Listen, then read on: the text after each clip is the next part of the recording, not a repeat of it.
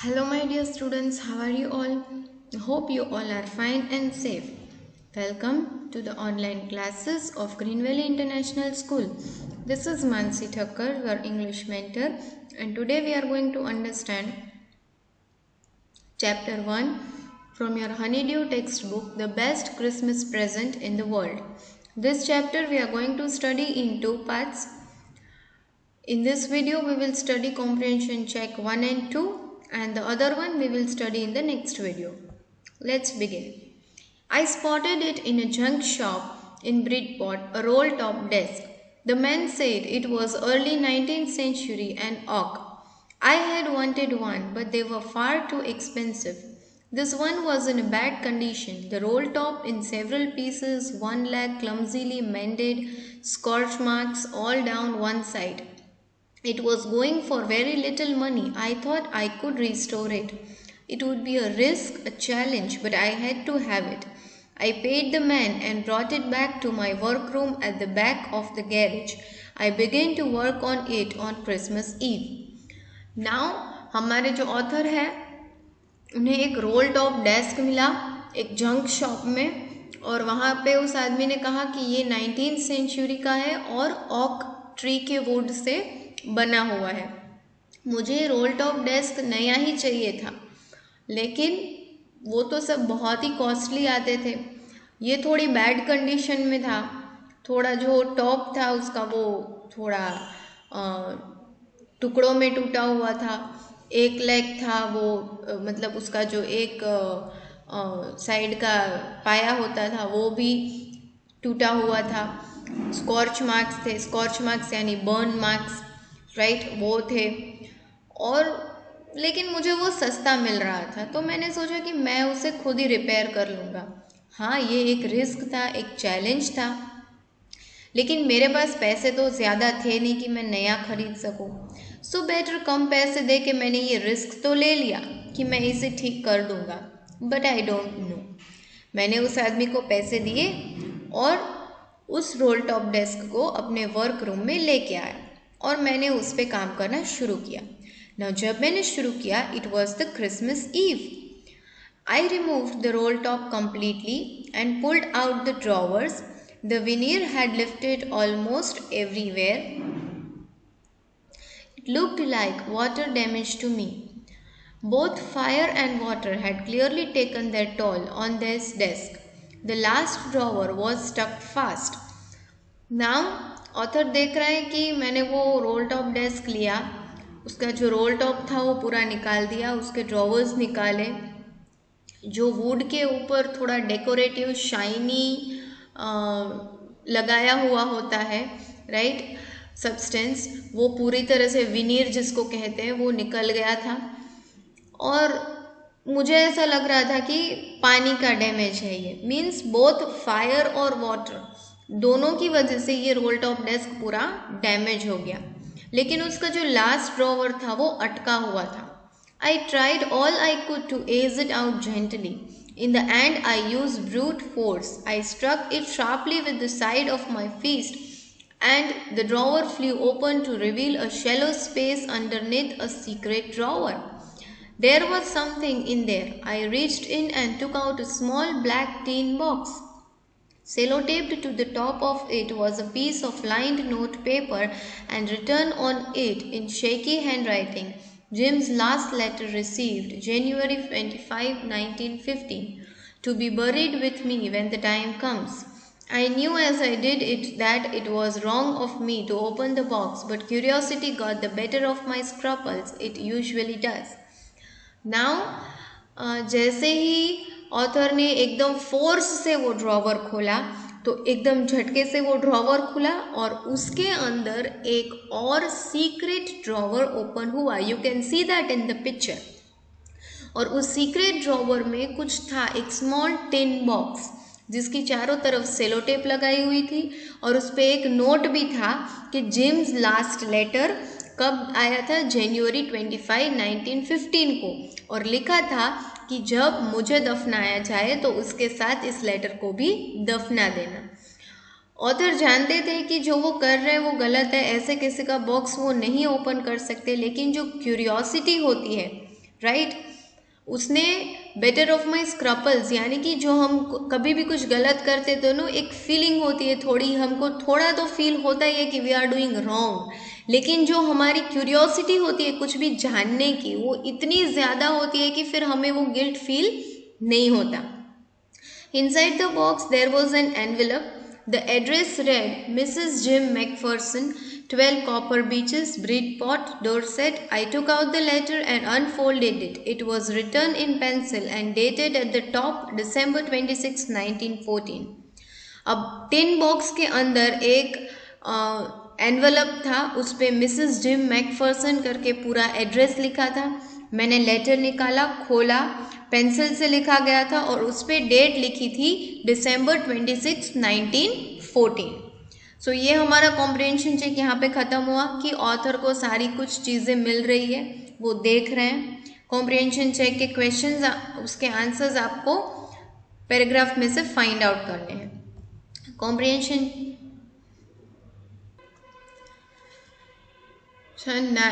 Check 2, dearest Connie. अब यहाँ पे जो ऑथर है वो लेटर पढ़ना शुरू कर रहे हैं खोल के। I write to you in a much happier frame of mind because something wonderful has just happen that I must tell you about at once. अब ये जो लेटर है वो जिम मैकफर्सन ने लिखा है अपनी वाइफ मिसेस जिम मैकफर्सन को, और ये उन्हीं के घर का एक ड्रॉवर है, राइट। ऑथर वो लेटर पढ़ रहे हैं। We were all standing two in our trenches yesterday morning, Christmas morning. It was crisp and quiet all about, as beautiful as a morning as I have ever seen, as cold and frosty as a Christmas morning should be. I should like to be able to tell you that we begin it, but the truth I am ashamed to say is that Fritz began it. First, someone saw a white flag waving from the trenches opposite. Then they were calling out to us from across no man's land, Happy Christmas, Tommy, Happy Christmas. When we had got over the surprise, some of us shouted back, Same to you, Fritz, same to you. I thought that would be that. We all did, but then suddenly one of them was up there in his grey greatcoat and waving a white flag. Don't shoot, let's, someone shouted, and no one did. Then there was another Fritz up on the parapet and another, keep your heads down. I told the man it's a trick, but it wasn't. Now author कह रहे हैं कि मैं ये letter तुमको इसलिए लिख रहा हूँ क्योंकि बहुत ही वंडरफुल चीज़ हुई है। हम सब खड़े थे ट्रेंचेस पे। ट्रेंचेस यानी कि लॉन्ग डिप डिचेस जो होते हैं, मतलब जब भी कोई वॉर होने वाली होती है तो ग्राउंड से नीचे जो गड्ढा बनाते हैं ना खड़े रहने के लिए, दैट आर ट्रेंचेस। एनिमी को दिखे नहीं इसलिए जो बनाते हैं वो ट्रेंचेस होते हैं। नाउ वो कह रहे हैं कि हम सब अपनी पोजीशन लेके ट्रेंचेस में खड़े थे। क्रिसमस की मॉर्निंग थी, एकदम जितनी प्रिटी होनी चाहिए क्रिसमस मॉर्निंग वैसी ही थी। हम तो चाहते थे कि ये हमने अगर ये स्टेप लिया होता तो, लेकिन ट्रूथ है हमें भी शर्म आई कि ये स्टेप फ्रिट्ज वालों ने लिया। फ्रिट्ज यानी कि जर्मन के जो सोल्जर्स होते हैं उन्हें फ्रिट्ज कहते हैं। तो यहाँ पे सिचुएशन क्या थी कि वॉर होने वाली थी और किसी फ्रिट्ज सोल्जर ने सामने से वाइट फ्लैग वेव किया और कहा happy Christmas Tommy, happy Christmas. यहाँ पे टॉमी मतलब वो जो ब्रिटिश सोल्जर्स हैं उन्हें रिफ़र करने के लिए टॉमी नेम यूज़ किया है। मतलब British soldiers and German soldiers के बीच में वॉर होने वाली थी। उस टाइम पे जर्मन सोल्जर्स यानी कि फ्रिट्ज, उन्होंने ब्रिटिश सोल्जर्स यहाँ पे जिसे टॉमी कहते हैं उन्हें मैरी क्रिसमस विश किया। तो पहले तो सबको लगा कि इट्स अ ट्रिक, लेकिन फिर इट वॉज अ ट्रूथ। उन लोगों ने कहा कि शूट मत करना, अपने हेड्स डाउन रखो, but it was not a trick. One of the Germans was waving a bottle above his head. It is Christmas day Tommy, we have schnapps, we have sausage, we meet you, yes. By this time, there were dozens of them walking towards us across no man's land and not a rifle between them. Little Private Morris was the first up. Come on, boys, what are we waiting for? And then there was no stopping them. I was the officer. I should have stopped them there and then, I suppose. But the truth is that it never even occurred to me I should. All along their line and ours, I could see men walking slowly towards one another, grey coats, khaki coats meeting in the middle, and I was one of them. I was part of this. In the middle of the war, we were making peace. You cannot imagine, dearest Connie, my feelings as I looked into the eyes of the Fritz officer who approached me, hand outstretched. Hans Wolf, he said, gripping my hand warmly and holding it. I am from Dusseldorf. I play the cello in the orchestra. Happy Christmas. Now जैसे ही एक German आया एक wine की bottle लिए हुए और उसने कहा it's a Christmas day Tommy, हमारे पास स्कैनेप्स है. स्कैनेप्स यानी कि एक जर्मन ड्रिंक है. शनैप्स, सॉसेज. और चलो हम लोग अब मिलते हैं, है ना. और इतनी ही देर में बहुत सारे फ्रिट्ज सोल्जर्स हमारी तरफ आ रहे थे, लेकिन किसी के भी हाथ में एक भी राइफल नहीं थी. लिटिल प्राइवेट मॉरिस सबसे आगे थे और उन्होंने कहा कम ऑन बॉयज, हम किसकी राह देख रहे हैं. और फिर तो उन्हें रोकना मुश्किल था. मैं ऑफिसर था, मुझे रोकना चाहिए था, लेकिन सिचुएशन ऐसी थी कि मेरे माइंड में ऐसा कुछ आया ही नहीं कि मैं रोकूं. और खाकी कोट्स और ग्रे कोट्स, यानी ब्रिटिश का यूनिफॉर्म खाकी और जर्मन का यूनिफॉर्म ग्रे कोट्स वॉर के ग्राउंड में गले मिल रहे थे. मतलब वॉर के बीच में हम लोग शांति बना रहे थे. और यू कैनॉट इमेजिन कॉनी, मेरे जो फीलिंग्स थे जब एक फ्रिट्ज ऑफिसर मेरे सामने आया और उसने कहा कि हैंस वुल्फ, मेरा नाम हैंस वुल्फ है, मेरे साथ हैंडशेक किया और मुझे बोला कि मैं डुसेल्डॉर्फ से हूँ, मैं ऑर्केस्ट्रा में सेलो बजाता हूँ. Happy Christmas. Captain Jim McPherson, I replied, and a happy Christmas to you too. I am a school teacher from Dorset in the west of England. Ah, Dorset, he smiled. I know this place. I know it very well. We shared my rum ration and his excellent sausage, and we talked, Connie, how we talked. He spoke almost perfect English, but it turned out that he had never set foot in Dorset, never ever even been to England. He had learned all he knew of England from school and from reading books in English. His favorite writer was Thomas Hardy. His favorite book, Far from the Madding Crowd. So out there in no man's land, we talked of Bathsheba and Gabriel Oak and Sergeant Troy and Dorset. He had a wife and one son born just 6 months ago. As I looked about me, there were huddles of khaki and grey everywhere, all over no man's land, smoking, laughing, talking, drinking, eating. Hans Wolf and I shared what was left out of your wonderful Christmas cake, Connie. He thought the marzipan was the best he had ever tasted. I agreed. We agreed about everything and he was my enemy. There never was a Christmas party like it, Connie. तो जब वो Fritz soldier आया, मुझे अपना introduction दिया, तो मैंने भी कहा कि I am captain Jim McPherson और मैं डॉरसेट में एक स्कूल टीचर हूँ इंग्लैंड के वेस्ट में से. तो he said, oh you are from Dorset, मैं इस प्लेस को बहुत अच्छे से जानता हूँ. हमने अपना जो रम या तो सॉसेज शेयर किया और बहुत सारी बातें की, कॉनी. और वो परफेक्ट इंग्लिश बोलता था, लेकिन कभी भी वो डॉरसेट तो क्या इंग्लैंड भी नहीं आया. फिर भी वो कहता है कि वो इतनी अच्छी इंग्लिश उसने बुक्स पढ़ के सीखी है. उसका फेवरेट राइटर था थॉमस हार्डी और उसकी फेवरेट बुक है far from the madding crowd. And फिर हम देख रहे हैं नो मैन्स लैंड. सी, यहाँ पे नो मैन्स लैंड क्यों बोला गया है? मतलब कि ये किसी की भी लैंड नहीं है, ना ही मेरी ना ही तुम्हारी. सब इसके लिए लड़ रहे हैं, जो जीतेगा लैंड उसकी होगी. ये सोच के वो लोग नो मैन्स लैंड का इस्तेमाल कर रहे हैं, उस फ्रेज का, कि ये किसी भी इंसान की लैंड नहीं है.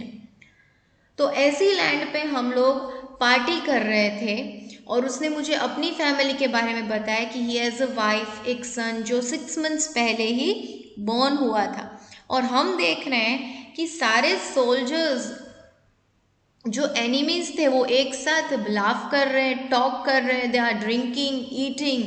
और हैंड्स वुल्फ और मैंने तो तुम्हारी बनाई हुई क्रिसमस केक भी शेयर की।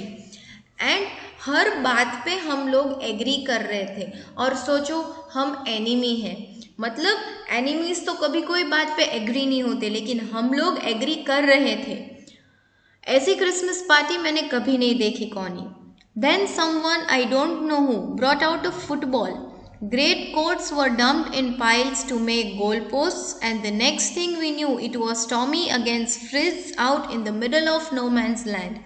Hanswolf and I looked on and cheered, clapping our hands and stamping our feet to keep out the cold as much as anything. There was a moment when I noticed our breaths mingling in the air between us. He saw it too and smiled. Jim McPherson, he said after a while, I think this is how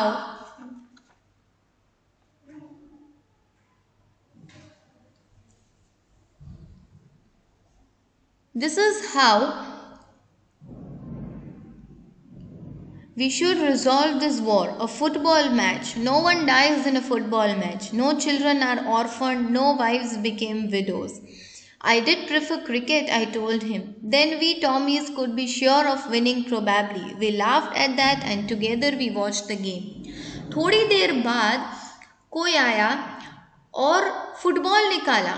बड़े बड़े जो सबने quotes पहने थे वो नीचे फेंक के पाइल बनाया गया, जिससे गोल पोस्ट बने। और नेक्स्ट थिंग था कि टॉमी यानी कि British soldiers were against Fritz यानी कि German soldiers, and there was a football match. मैं और हैंस वुल्फ चीयर कर रहे थे, क्लैप कर रहे थे। एंड देन हैंस वुल्फ ने मुझसे कहा कि हर एक वॉर ऐसे ही सॉल्व होनी चाहिए, एक फुटबॉल मैच के साथ, जिसमें किसी की भी डेथ नहीं होती, कोई भी चिल्ड्रन अनाथ नहीं होते, कोई भी वाइफ विडो नहीं बनती। हर एक वॉर ऐसे ही ख़त्म होनी चाहिए। तो जिम ने कहा कि मुझे तो क्रिकेट आता है, तो हम तो क्रिकेट ही खेलेंगे। तो अगर अगली बार ऐसा कोई आया तो फुटबॉल की जगह हम क्रिकेट खेल लेंगे, जिससे वॉर भी ख़त्म हो जाए और हम लोग जीत भी जाए। And then we were watching the game. Sad to say, Connie, Fritz won 2-1, but as Hans Wolf generously said, our goal was wider than theirs, so it wasn't quite fair. The time came, and all too soon, when the game was finished, the schnapps and the rum and the sausage had long since run out, and we knew it was all over. I wished Hans well and told him I hoped he would see his family again soon, that the fighting would end and we could all go home. I think that is what every soldier wants on both sides. Hans Wolf said, Take care, Jim McPherson. I shall never forget this moment, nor you. He saluted and walked away from me slowly, unwillingly. I felt he turned to wave just once and then became one of the hundreds of grey-coated men drifting back towards their trenches. Now, अब finally Connie को उसने कहा कि fridge वाले जीत गए, 2 goals थे।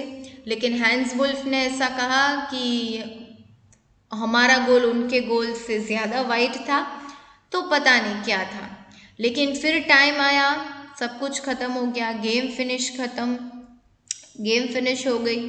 शनैप्स और रम and sausage वो तो कब के ख़त्म हो गए थे। अब सब ख़त्म। मैंने हैंस से कहा कि आई होप जल्दी तुम अपनी फैमिली से मिलो, जल्दी ये फ़ाइट ख़त्म हो जाए और हम सब घर जा सकें। एंड देन दे सेड कि शायद हर एक सोल्जर यही चाहता है, दोनों ही साइड्स पे, कि जल्दी से जल्दी सब वॉर ख़त्म हो और वो अपनी फैमिली के पास जा सके। तब हैंस वुल्फ ने मुझे कहा कि gym, I will never forget this moment nor you. वो मुझे सैल्यूट किया, वापस मुझे टर्न करके वेव किया और फिर उन्हीं फ्रिज सोल्जर्स, ग्रे कोट्स वाले सोल्जर्स के बीच में कहीं मिक्सअप हो गया। That night, back in our dugouts, we heard them singing a carol and singing it quite beautifully. It was still a night, silent night. Our boys gave them a rousing chorus of wild shepherds watched. We exchanged carols for a while and then we all fell silent. We had our time of peace and goodwill, a time I will treasure as long as I live. Now अब वापस उस रात को हमारे जब हम डगआउट्स में गए, डगआउट्स यानी कि जो ग्राउंड में सोल्जर्स अपने लिए खड्डा बनाते हैं रहने के लिए, छुपने के लिए, उसमें गए तो हमने उन लोगों को कैरल गाते हुए सुना, जो क्रिसमस सॉन्ग्स होते हैं कैरल्स, वो लोग एक कैरल गाएंगे, एक हम गाएंगे, ऐसे हमने बहुत सारे कैरल्स एक्सचेंज किए। थोड़ी देर बाद एकदम ही शांति हो गई, बहुत ही अच्छा टाइम था वो। Dearest Connie, by Christmas time next year, this war will be nothing but a distant and terrible memory. I know from all that happened today how much both armies long for peace. We shall be together again soon, I am sure of it. अब gym ने कहा कि Connie शायद अगले साल ये जो war है उसकी मेमोरीज इतनी अच्छी नहीं होगी, इतनी भयानक होगी।